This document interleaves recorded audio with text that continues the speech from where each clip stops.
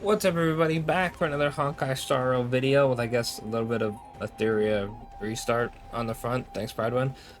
Anyway, we are going to go over how good Cipher is according to Prydwen. Now, Prydwen actually hasn't updated their tier list in quite a while. Apparently, they're going to bundle Apocalyptic Shadow and Pure Fiction together.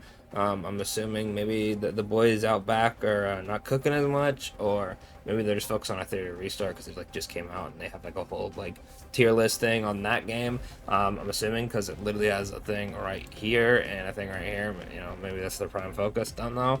But we're gonna see where they play Cipher and then go over it, see if I agree, yes or no. I'm still testing her a lot myself. She's a bit more of a technical unit, so I just want to make sure I got her fully down before I drop like the full guide video, right? Normally I like to drop it before she comes out, but you know, it's always better to get your hands on a character and use it beforehand, because unless you're like in the funny content creator program where you get to use them early, bro, you could see a unit written on paper, use them, and then they either feel more clunky or they're fine, whatever it may be. And Cypher is definitely a character that you can definitely be a bit clunky. She's definitely not an auto battle character. Not saying you can't clear with auto battle, but you definitely want to pop her roll at very certain instances, right? So let's go into what she is. All right, so MOC, I see. So she's tier 0 in MOC. Pure Fictions, she is tier 1. And then APOC, she's tier 0. Really? Say 0-1-0. That's better than Anaxa. That's better than Aglia. Castoros is better. That's better than Mide. So wow. So Herda, Tribi, Castoros are the only ones that are higher than her. Okay, okay. I'm here for it. I'm here for it. I like Cipher a lot. Interesting though. Pure Fiction, I have not used her in Pure Fiction yet, so we'll have to see. Right, she definitely does better in a mode where it's just like one enemy, so and not like an AoE around. But tier 0. Hmm. Would I put her on the same tier as E0 Tribi? Hmm.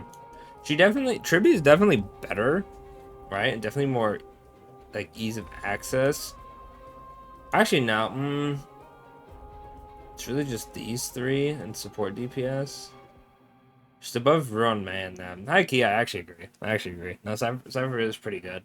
Um, it's just funny to see her with Tribi because I think Tribi do I? Maybe I'm second guessing myself. Nah, I feel like Tribi E0 because in my brain I'm auto defaulting to E1. Even though I don't have E1, most people went for E1. I'm like, damn, the true damage is so good. But E0 Tribi, probably on par, right? Where's Pure Fiction looking like? She's down here with like a Noxus Serval. I feel like that's fine. I feel like Serval's actually better, right? Up here. She's definitely not as good as Herda Argenti, but I feel like she's like definitely like on the lower side of 0.5. Just because she like does decent damage, right? The Herda partner, right? And then for Apocalyptic Shadow, I feel like this is valid now because you can absolutely. I feel like she's definitely better in MOC just because in Apocalyptic Shadow you tend to do less damage until you break the enemy, right? So it'll be harder to stack up her ult. But you could just wait until like the second you break the boss in the second phase and then instantly one-shot her with how much damage you should have accumulated, right? Cypher's weird because she really just depends on who you're running her with, right?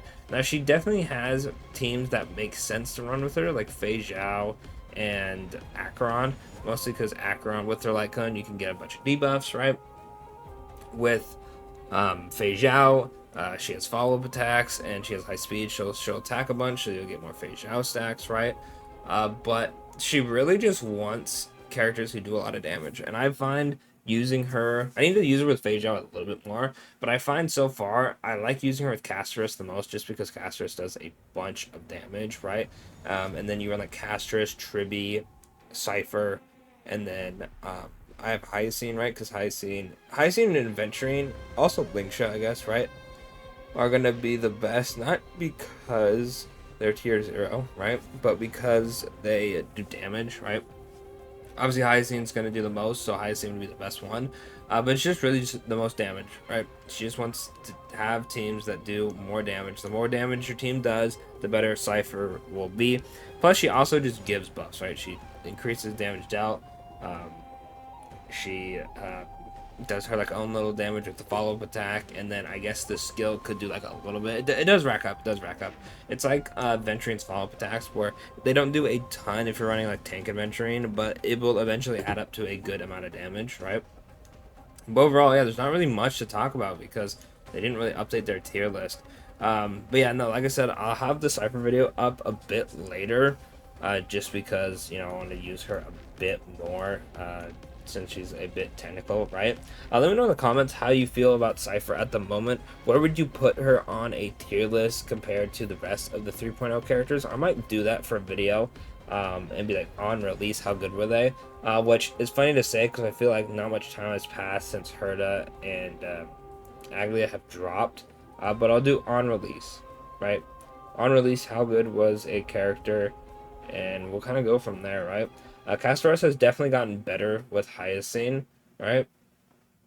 I don't know. Maybe I'll do a right now. I'm not too sure. I'm not too sure. I feel like both are generally good to talk about. How good a character is now versus how good a character was on release, right? It just depends on how much they shell certain characters, right?